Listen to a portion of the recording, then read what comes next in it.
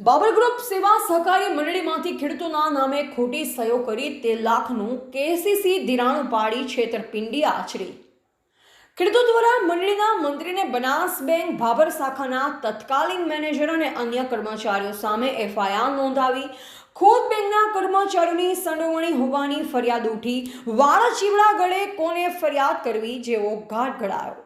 Banas bank Bhabhar શાખાની સાખરડાઈ ભાબર તાલુકામાં સહકારી મંડળીઓના વહીવટકર્તાઓ અને બનાસ બેંક કર્મચારીઓની સાઠગાંઠથી સરકાર દ્વારા 0% વ્યાજ યોજના હેઠળ ખેડૂતોને અપાતા કેસીસી ધિરાણ મોટો ભ્રષ્ટાચાર થવાની ફરિયાદો ખેડૂતોમાંથી ઉઠી રહી છે।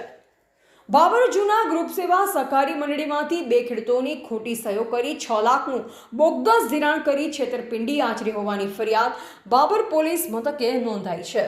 બાબર ગ્રુપ સેવા સહકારીના મંત્રી ભાબર શાખા બનાસ બેંક તત્કાલીન બેંક મેનેજર અને અન્ય કર્મચારીઓની સાઠગાંઠથી ફરિયાદી અરવિંદ કુમાર દેવરામભાઈ ઠક્કર અને રસિકલાલ દેવરામભાઈ ઠક્કર બને રહે બાબર નામના ખેડૂતોની ખોટી સહીઓ કરી 2 ખેડૂતોના નામે ₹6 લાખનું કેસીસી ધિરાણ આરોપીઓ જાતે ઉપાડી ખેડૂતોને પૈસા નહીં આપી અને ખડોસણ ગામના અન્ય 12 ખેડૂતોના નામે અલગ અલગ 7 લાખનું કેસીસી ધિરાણ ખોટી સહીઓ દ્વારા કુલ 12 લાખ ઉપાડી ખેડૂતોને પૈસા ન આપી છેતરપિંડી અને વિશ્વાસઘાત કરેલ હોવાની ફરિયાદ બાબર પોલીસ મથકે નોંધાઈ છે। બાબર તાલુકાના અનેક નિર્દોષ ખેડૂતોએ ધિરાણ ન લીધું હોવા છતાં તેમની જમીન ઉપર બોજા નોંધ પડી છે, જેના ખેડૂતો મૂંઝવણમાં મુકાયા છે। બનાસ બેંકના ઉચ્ચ અધિકારીઓ દ્વારા નિર્દોષ ખેડૂતોને ન્યાય અપાવે તેવી માંગ ઉઠી રહી છે। બાબર પોલીસ મથકના પીઆઈ એચએલ જોશી દ્વારા ફરિયાદી અરવિંદ કુમાર ઠક્કરની ફરિયાદ હકીકત આધારે એફઆઈઆર નોંધી વધુ તપાસ હાથ ધરી છે। સરકાર દ્વારા ખેડૂતોને સદ્ધર બનાવવા માટે 0% વ્યાજે કેસીસી ધિરાણ અપાય છે, પરંતુ સેવા સહકારી મંડળીઓના કેટલાક મંત્રીઓ અને સહકારી બેંકના કેટલાક કર્મચારીઓની મિલી ભગતથી ખેડૂતોના નામે કેસીસી ધિરાણ ઉપાડી નામે ખોટી સહીઓ કરી ઉપાડી પોતાના ફાયદા માટે વાપરતા હોવાની વ્યાપક ફરિયાદો ઉઠી રહી છે, જે કારણે અનેક નિર્દોષ ખેડૂતોની જમીન ઉપર 3 લાખના બોજા નોંધ પાડી છેતરપિંડી કરવાનું મોટું કૌભાંડ બહાર આવ્યું છે, જે કારણે સહકારી બેંકોની બદનામી થઈ રહી છે અને લોકોનો વિશ્વાસ બેંક ગુમાવી રહી છે। સહકારી બેંકના ઉચ્ચ અધિકારીઓ દ્વારા દરેક બેંકોમાં થયેલ કેસીસી ધિરાણની તપાસ કરવામાં આવે તો મસ્ત મોટું કૌભાંડ બહાર આવે તેમ છે। ફરિયાદ નોંધાઈ જે પૈકી જેસુંગજી ચમનજી ઠાકોર રહે ખડોસણ, મંત્રી બાબર ગ્રુપ સેવા સહકારી મંડળી, જેસીભાઈ પટેલ બનાસ બેંક ભાબર શાખા તત્કાલીન bank manager, Banas bank Bhabhar શાખાના અન્ય કર્મચારીઓ। છેતરપિંડીનો ભોગ બનેલ ખેડૂતો પૈકી અરવિંદ કુમાર દેવરામભાઈ ઠક્કર રહે ભાબર, રસિકલાલ દેવરામભાઈ ઠક્કર રહે ભાબર તેમજ અન્ય 10 લોકો। અહેવાલ ગોપાલ કે પૂજારા, ભાબર વાવ, થરાદ। અરવિંદભાઈ પૂજારા, ગૌ રત્નાગર સોસાયટી 108 તિરુપતિનગર। મારા પપ્પાનું નામ છે અરવિંદ કુમાર દેવરામભાઈ પૂજારા, શ્રેયસ સોસાયટી। બનાવની અંદર 30/6/2025ના રોજ બનાસ બેંકમાં મારા પપ્પાના એકાઉન્ટમાંથી કેસીસી એકાઉન્ટમાંથી 3 લાખ રૂપિયાની લોન લીધી અને લોનના ડોક્યુમેન્ટ ડુપ્લિકેટ રજૂ કરી અને પૈસા ઉપાડ્યા। મારા નોટિસ આવતા 3,05,200 રૂપિયા બાકી બોલતા મેં બનાસ બેંકમાં જઈને જણાવેલ કે આ મારે નોટિસ મળેલ છે, અમે તો છેલ્લા 7 વર્ષથી કોઈ અંદર લોન લીધેલ નથી। પછી બેંકના મેનેજરે મને બધું શાકપત્ર બતાવેલ, શાકપત્રમાં મારા પપ્પાના નામની સહી નથી, અમે કોઈ માંગણી કરેલી નથી, બધું ડુપ્લિકેટ રીતે બેંકના કર્મચારી, મેનેજર અને સહકારી મંડળી જે 183 સભ્ય ધરાવતા હતા એમાંથી મોટા ભાગના લોકોના 17 ખાતામાંથી ફ્રોડ થયેલા દેખાયા।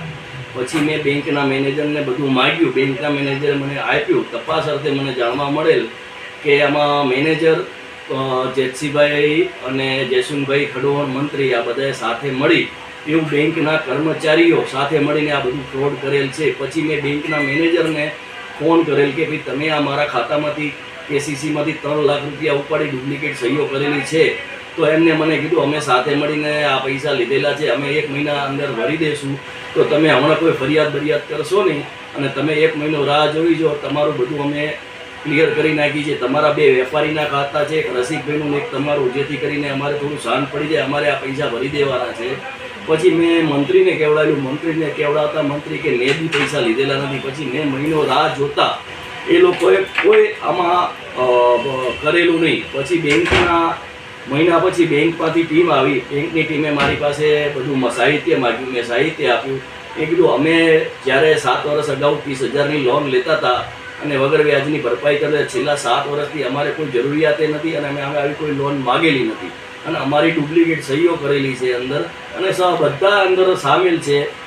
બેંકના કર્મચારી, મંત્રીશ્રીઓ અને બધાએ આ ભાગ પાડેલ. ટોટલ 17 એકાઉન્ટમાં એ લોકોએ પૈસાનું ફ્રોડ કરેલું છે. પછી મેં બેંકના ચેરમેન શ્રીને કીધું, સાહેબ કીધું આ ખોટી રીતે અમારા ખેડૂત ખાતામાંથી મારા પપ્પાના નામમાંથી 3 લાખ રૂપિયા કેસીસીમાં ઉપાડેલા છે, બોગસ સહીઓ છે. પછી ધીમે ધીમે લોકોના 17 એકાઉન્ટ બહાર આવે આ રીતે ફ્રોડ કરેલા. પછી સરવાળે મને લોન ડિપાર્ટમેન્ટ મને મળવા આવ્યું. પછી મારી પાસે જવાબ કરી ગયા. પછી મને એમ કીધું તમે મહિનો કંઈ કરશો નહીં, અમે એસઓજીને સોંપેલું છે અને જે બી અંદર લોકો છે એમને અમે ટાંચમાં લઈને એમને નોકરીમાંથી બરતરફ કરીને તમને એવો કરી આપ્યું. પણ છતાંય મને બેંક કર્મચારીઓએ 1 મહિનો નવો કોઈ જવાબ ના આપ્યો.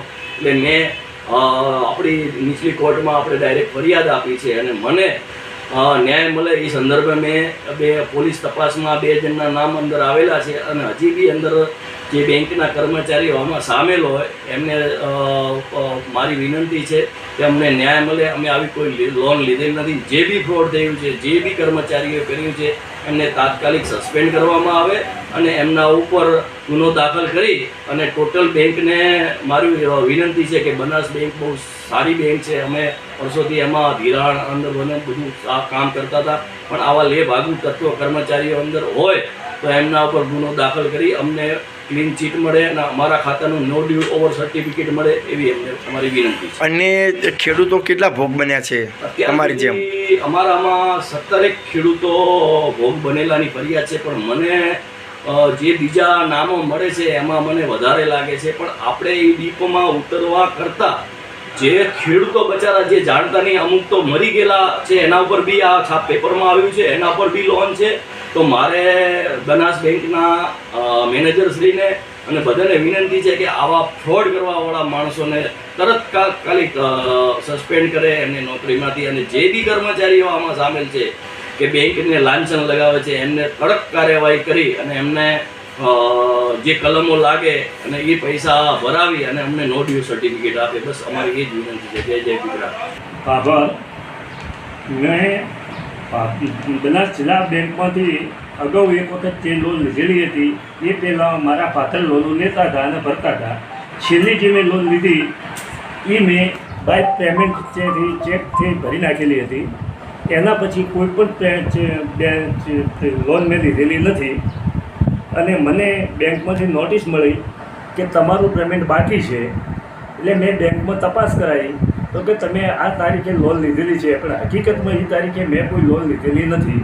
અને મારા જૂના જે ત્યાં આધાર કાર્ડ, પાન કાર્ડ હશે એના ઉપર મારી ખોટી સહી કરી અને લોન ઉપાડી ધીર છે. કોણે ઉપાડી કંઈ ખ્યાલ નથી. બેંક તો આખો સ્ટાફ અંદર સંડોવાયેલો હોય એવું અમારું માનવું છે. બરાબર. બીજી વાત કે જે સહી બંને એક જ હોવી જોઈએ. માગણા પત્રકમાં એમણે મારો અંગૂઠો માર્યો છે, જ્યારે કેશનું વાઉચર લેવાનું હોય એમાં એમણે મારી સહી કરી છે. એટલે બેંકે ખોટું કર્યું છે એ બેંક ઉપરથી પ્રૂફ થાય છે. અમે બેંકમાં 2-3 વાર જ્યાં અમને વ્યવસ્થિત જવાબ મળ્યો નહોતો. પછી અમે કોર્ટ દ્વારા બેંકને કે નોટિસ અપાઈ અને અમે અમારા કાગળિયા કઢાવ્યા. એમાં અમારી સહી ક્યાંય મળતી નથી. અમારા ખાતામાં નવો કોઈ બોજો પડ્યો નથી. અમારી ભૂલ એટલી કે અમે જૂના બોજા કઢાયા નહીં અને નો ડ્યુ સર્ટિ ના લાવ્યું, એનો ગેરફાયદો ઉઠાવી અને અમારી સાથે 3 લાખ રૂપિયાનો કૌભાંડ થઈ છે. અને આવા ઘણા વ્યક્તિઓ જોડે થયેલું છે. અમારી એકની વાત નથી. તો આના માટે અમે પોલીસ ફરિયાદે આપેલી છે.